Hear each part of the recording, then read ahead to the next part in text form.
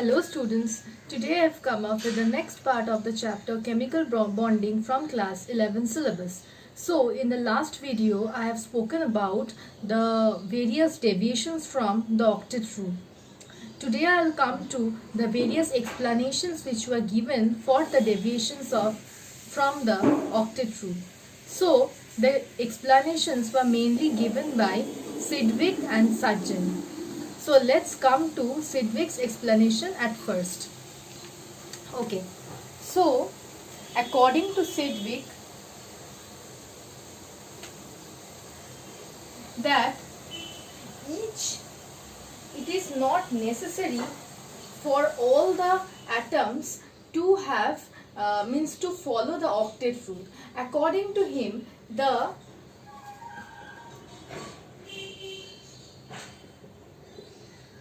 period 1 element, that is hydrogen will have a maximum covalency 2. Why hydrogen will have a maximum covalency 2? Because he said that since hydrogen has only one s orbital, means it can only s orbital can only accept 2 electrons, so it can have a maximum covalency of 2. According to him, period 2 consists of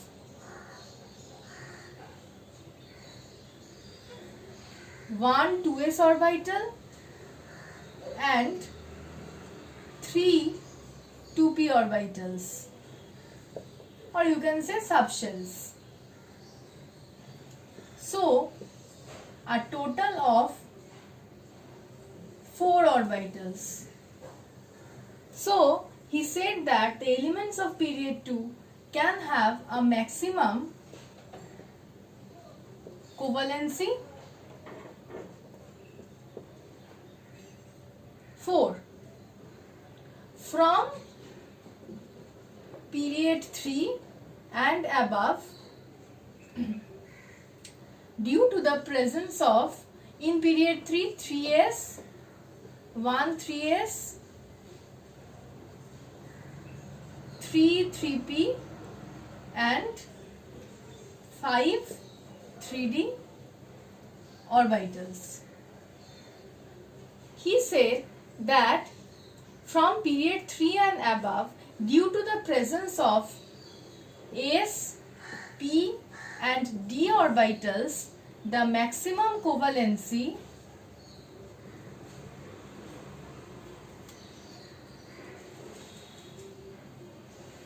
increases.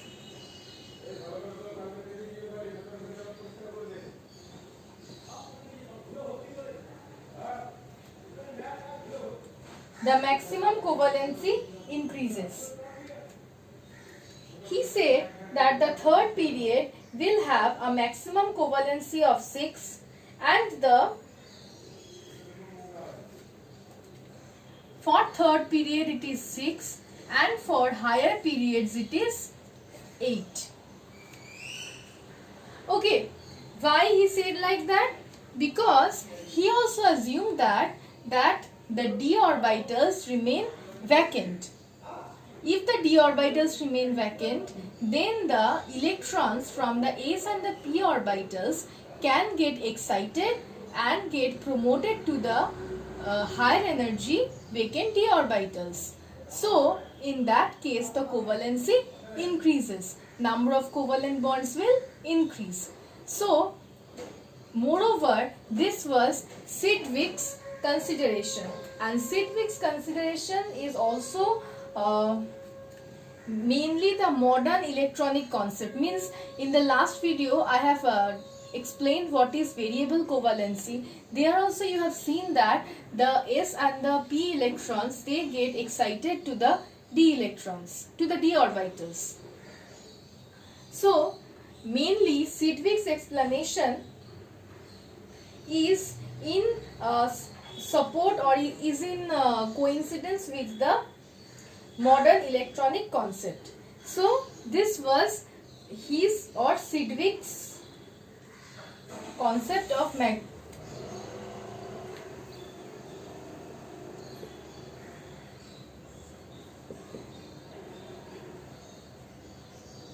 this was Sidgwick's concept. He said that the period 1 elements will have maximum covalency 2, period 2 elements will have 4, period 3 6, and the higher periods will have maximum covalency of 8.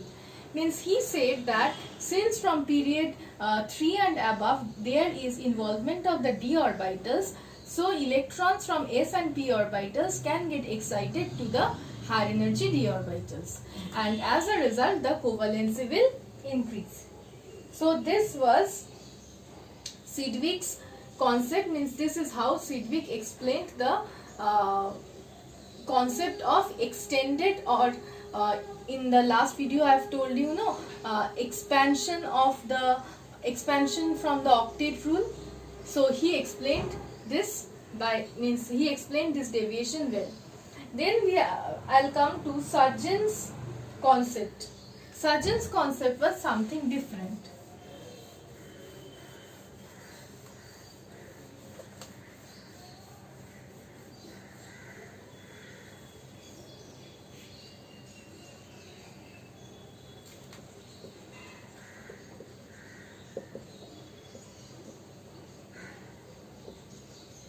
His concept was something different. He explained that this is phosphorus,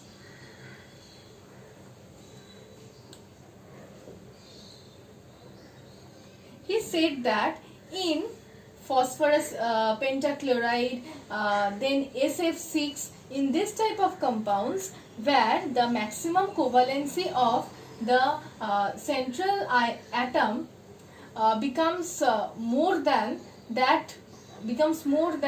8, then in these cases a complete covalent bond is not formed. Instead, what is formed? That I will show just now.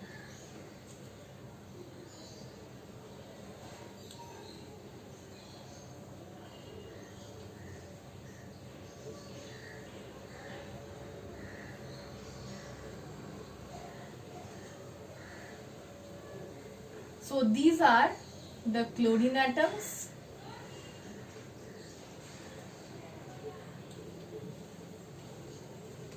He said that phosphorus has 5 valence electrons. Phosphorus has 5 valence electrons. So it will require 3 more electrons in order to complete its octet.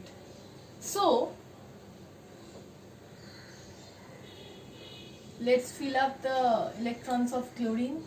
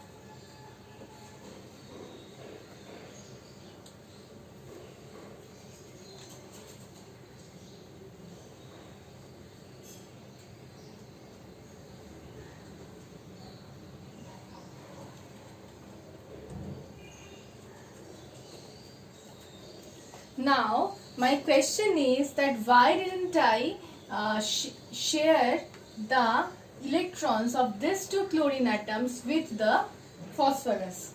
The fact is that Sajan has spoken about a concept of singlet linkage. He said that for this type of molecules, when the central atom has already completed its octet, then it will form a bond through singlet linkage, where see phosphorus is sharing its electron with chlorine, where chlorine is gaining this electron and getting its octet filled, but chlorine is not sharing its electron with the phosphorus. This type of singlet linkages are comparatively much weaker than that of the normal covalent bonds formed by two shared electrons. So what will be the structure?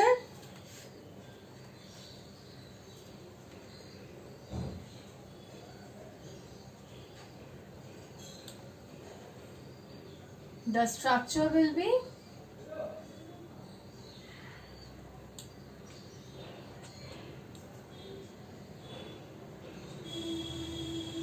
this is the sign of singlet linkage. So this is explanation of Sajan. Another for SF6, if I show, this is for sulfur.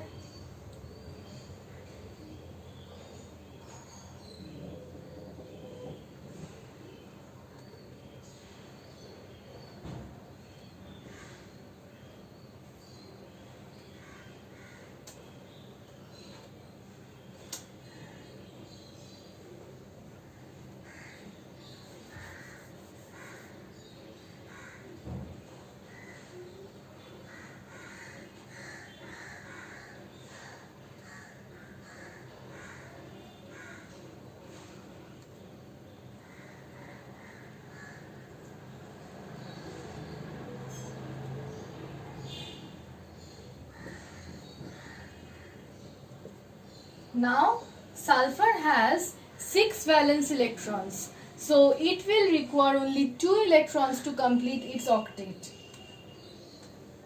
So if I fill the fluorine atoms electrons,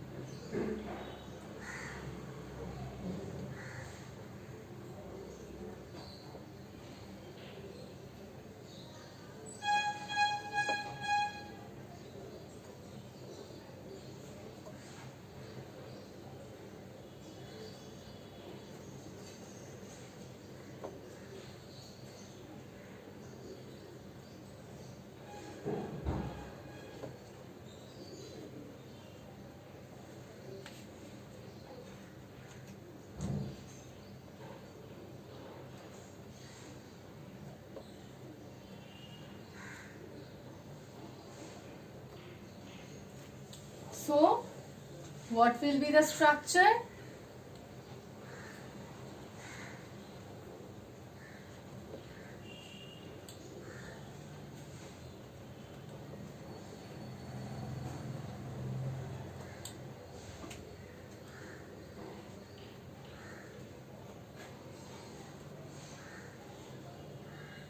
This is the structure of SF6 according to Sargent.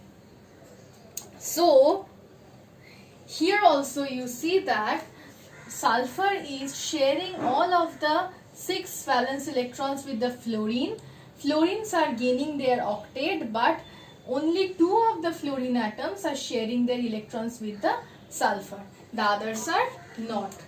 Therefore 4 singlet bonds are formed and 2 normal covalent bonds. This was Sargent's concept. But there are limitations of Sargent's concept. What are the limitations of Sargent's concept? Let's come to the first one. It is seen that when PCl5 is heated, it results in the formation of PCl3 and Cl2, means PCl5 vapors. When PCl5 vapors are heated, it results in the formation of PCl3 and Cl2. So it can be evident that the two Cl bonds, which are the singlet linkages, because Sargent said that the singlet linkages are weaker than the normal covalent bonds.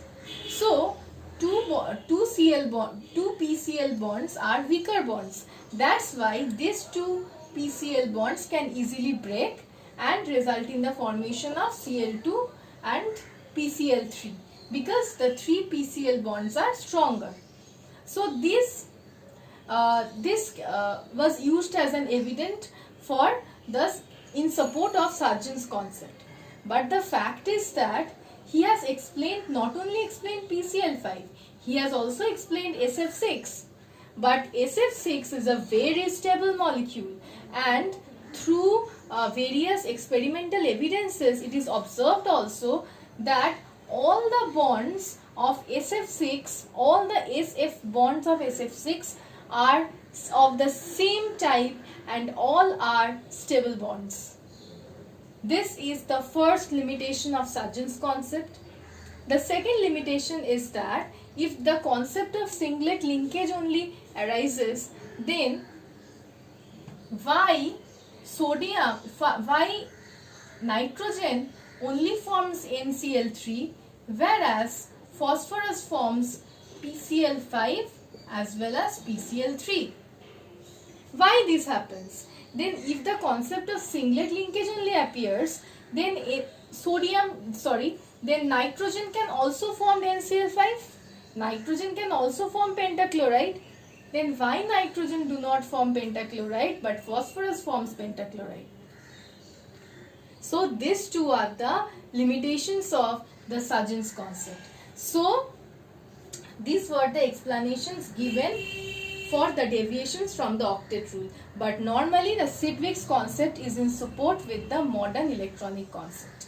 Okay, so now I'll come to another part, which is the polarization.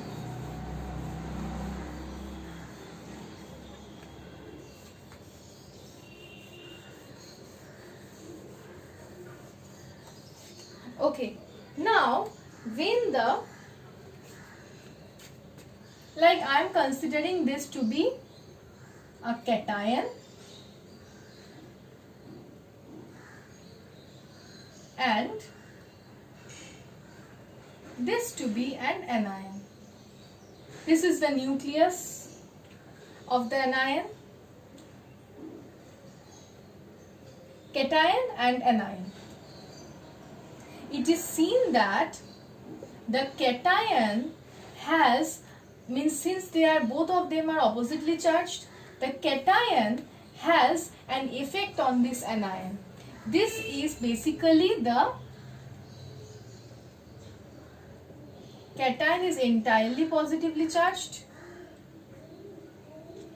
and anion is entirely negatively charged. So this is basically the electron cloud around the anion.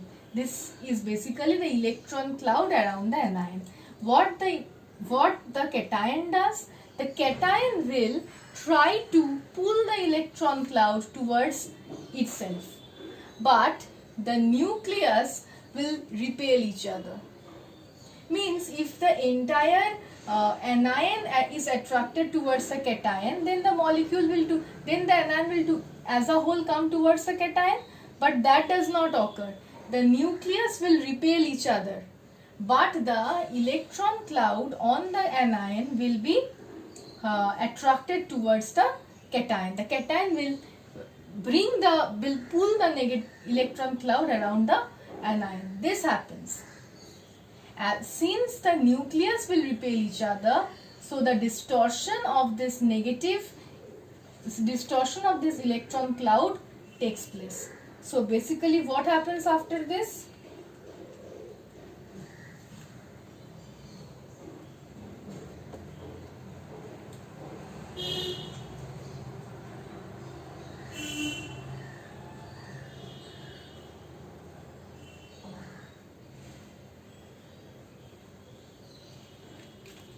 distortion of the negative charge takes place at first. Then as time goes, the cation has a greater pull on this electron cloud. So in that case,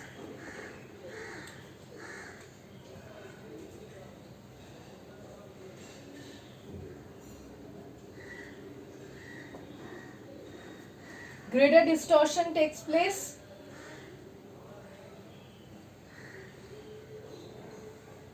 And finally,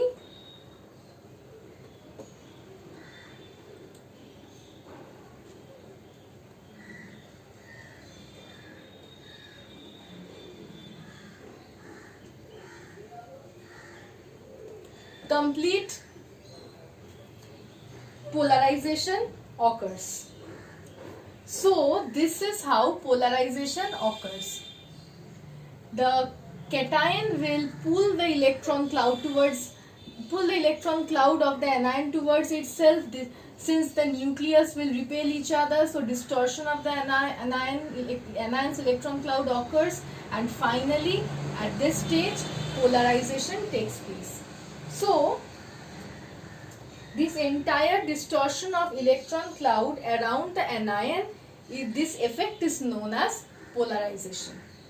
So you can see that the anions are helping to distort the electron cloud around the cation. So around the anion. So the cations will show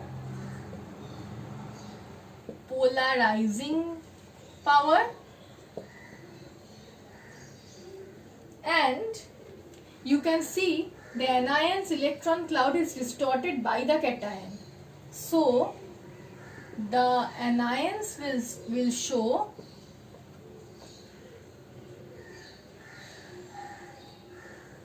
polarizability.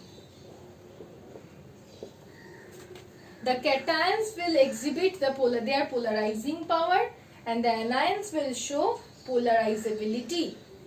Now the polarizing power of the cations is mainly expressed in terms of ionic potential. This is a very important term. It has a symbol like this, ionic potential. So ionic potential has a value, charge of cation divided by radius of cation. Charge of cation divided by radius of cation. So remember one thing, that if polarization occurs to a greater extent, then the ionic character of an ionic compound decreases and the covalent character of an ionic compound increases, or covalent character of an ionic bond increases. So greater the ionic potential, greater will be the covalent character. Greater the ionic potential, greater will be the covalent character. Okay. Now ionic potential is equal to charge of the cation by radius of the cation. So ionic potential is directly proportional to the charge of the cation. As a result, the ionic potential of Ca2 plus will be greater than the ionic potential of K plus, because charge of the cation is directly proportional to the ionic potential. Greater the charge, greater will be the ionic potential. Whereas on the other hand, it is inversely proportional to the radius of the cation. So bigger the size of the cation, smaller will be the ionic potential. If the ionic potential is less, covalent character will also decrease. Okay. So now I'll come to another important set of rules which are known as Fajan's rules. These are basically on the polarization.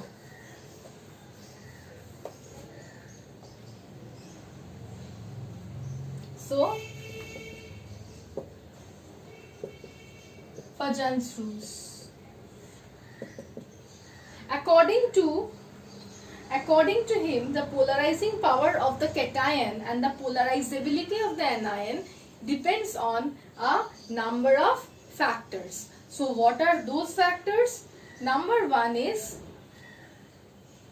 among them is the size of the cation. You have seen there about ionic potential, that ionic potential is inversely proportional to the size of the cation. So bigger the size of the cation, lesser will be the ionic potential, and when the ionic potential is less, the covalent character of the cation decreases. Okay, that's why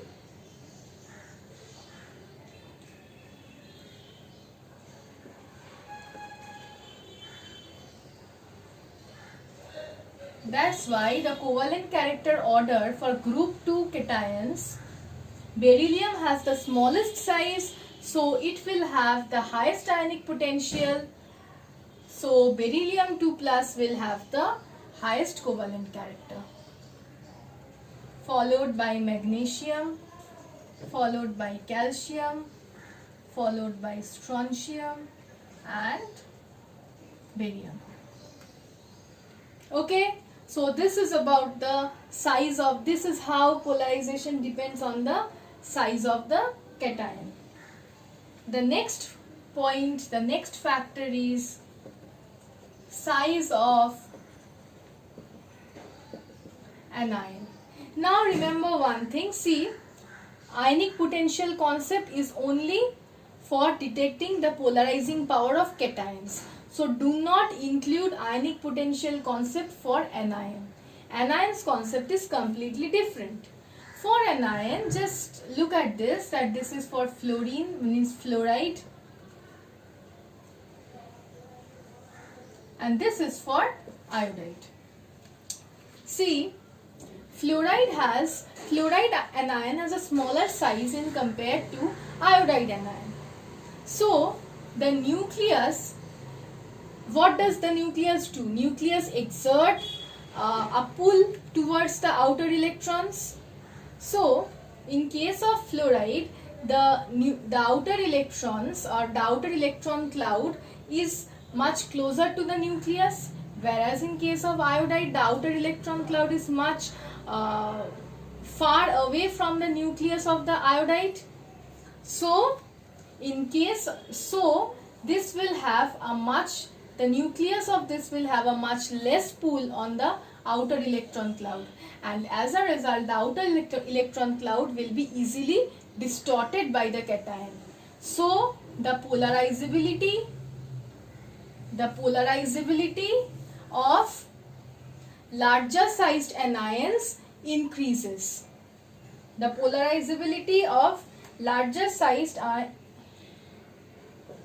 anions increases. So polarizability order,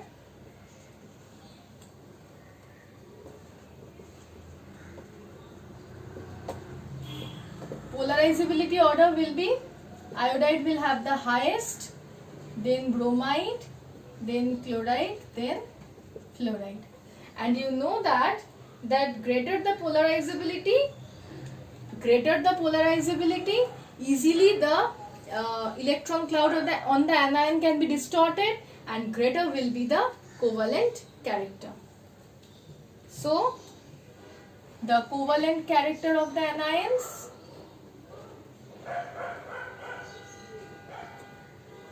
iodide will have the highest, followed by bromide, followed by chloride, followed by fluoride. Okay, so this is the second factor of the Fajans rules. Next is the charge on the cation or the anion.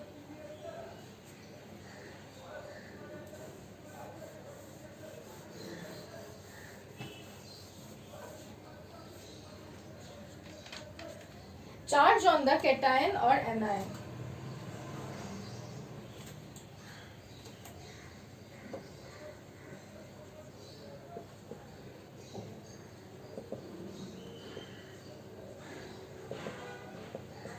Okay, you have seen that ionic potential is directly proportional to charge on cation. So greater the charge on the cation, greater will be the ionic potential and greater will be the covalent character. This is about cation. Now about anion. Anion, greater the charge,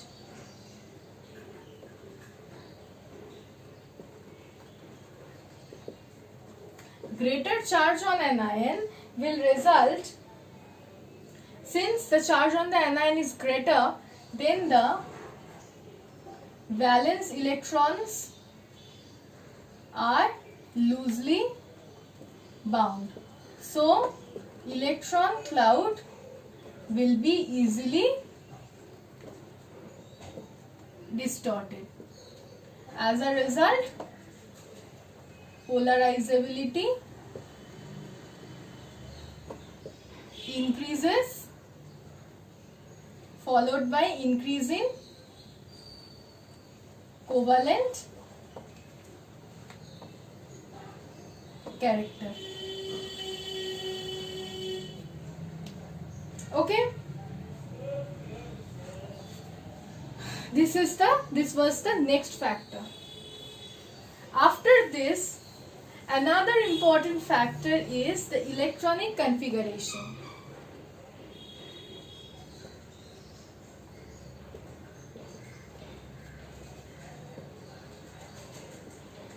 Why this factor is taken into consideration? Because there are certain cations and anions which have the same size and the same charge. Then how will you distinguish the covalent character between those?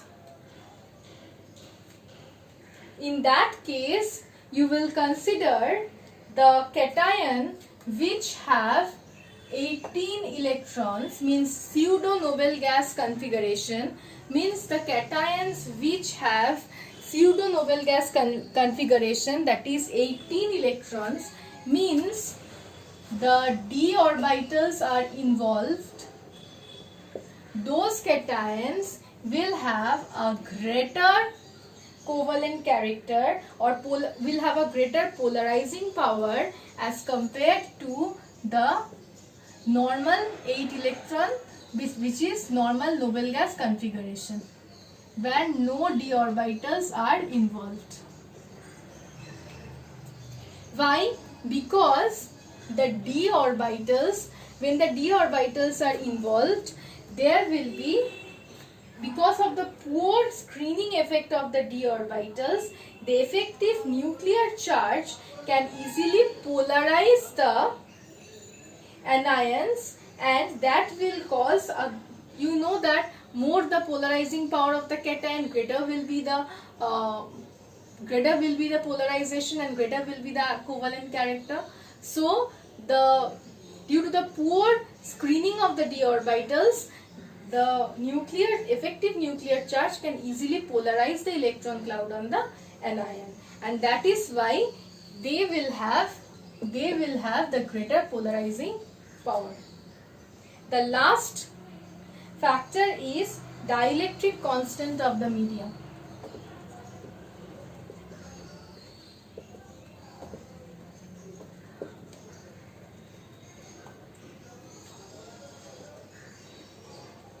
Dielectric constant of the medium.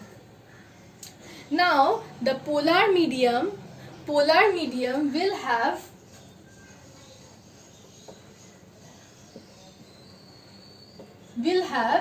a high dielectric constant. The polar medium will have a high dielectric constant, and you know that a polar medium or a polar solvent will try to weaken the electrostatic forces between the cation and the anion. Will try to weaken the electrostatic forces between the cation and the anion. As a result, they will exist separately, and when they will exist separately or they will be far away from each other, then in that case the cation will not be able to polarize the or it will not be able to use its polarizing power on the electron cloud of the anion. But in case of non-polar medium, the dielectric constant is low, and in that cases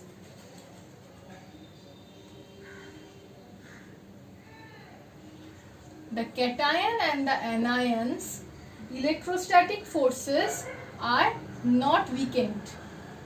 So in that cases the cation will be beside the anion and it will be easily able to distort the electron cloud around the anion.